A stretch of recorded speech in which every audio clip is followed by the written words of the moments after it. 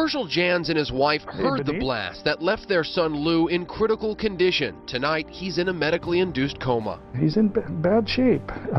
When you're burned over 75% of your body. 41-year-old Lou Jans and a team of 6 others were at the end of their shift, cleaning tanks designed to hold a flammable liquid called naphtha.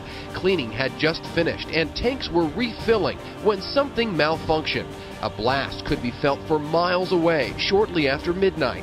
This home video was captured just minutes after the explosion. You can see flames shooting into the air.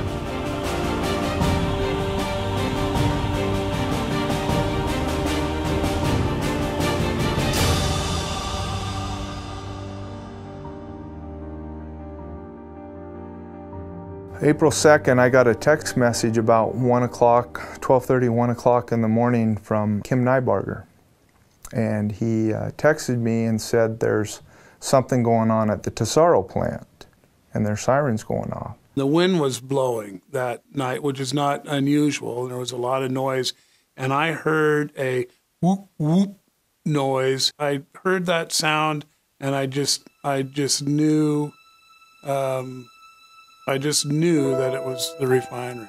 And a few minutes later, I heard a siren, and so I jumped in the car and headed up to a vantage point in town, and I could see that there appeared to be a fire out at the refinery, at the Tesoro refinery.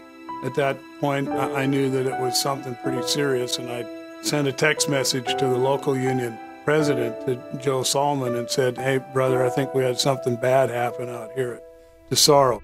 My wife happened to go into work early the next morning, and she works at one of the local hospitals. And she called me at 5 o'clock in the morning and said, "Joe, it's bad." It is with a sense of profound sadness that we have to report the loss of 4 of our friends and coworkers. We begin tonight with a sad development in that refinery explosion, which has now claimed a 5th victim. After the Tesoro refinery explosion, a 6th employee has died, overcome by burns and infection. The Tesoro refinery tragedy just keeps getting worse. The 7th victim of the workplace explosion has died. Lou passed, and then about a week later, Matt passed.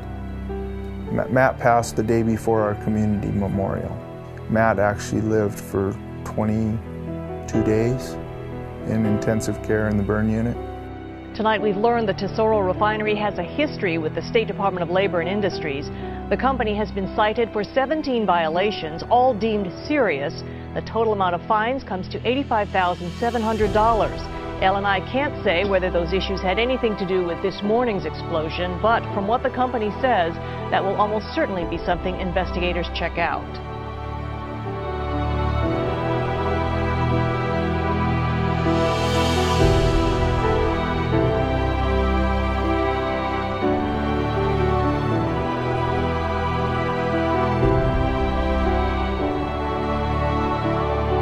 Well, the reason I chose to become a member of the ERT team was to be able to assist those members that have been critically injured, assist the families that have lost loved ones, and help with legislation to make these plants safer. I think it sets them to ease, that knowing that somebody from the International Union is there and is feeling the same pain that they're feeling. In our view, the union's view, the view of our health and safety department, is our members should not have to take a risk when they go to work. They ought to go to work knowing that they're going to come home safe, and knowing that they're going to come home well, and knowing that they're not going to get injured or sick from their work. That's our objective. I will continue to fight for health and safety in our sites, in our plants, in any industry. Health and safety is one of the most important aspects of any business, really. All the members that we've lost, they're not just a name. They're somebody's mother, they're somebody's father, they're somebody's dad, brother, cousin, sister. One of the phrase, and we actually have the phrase, it's hung up above all our pictures of our fallen workers now in our union hall, that says, "We love you, we miss you, and we will never forget you."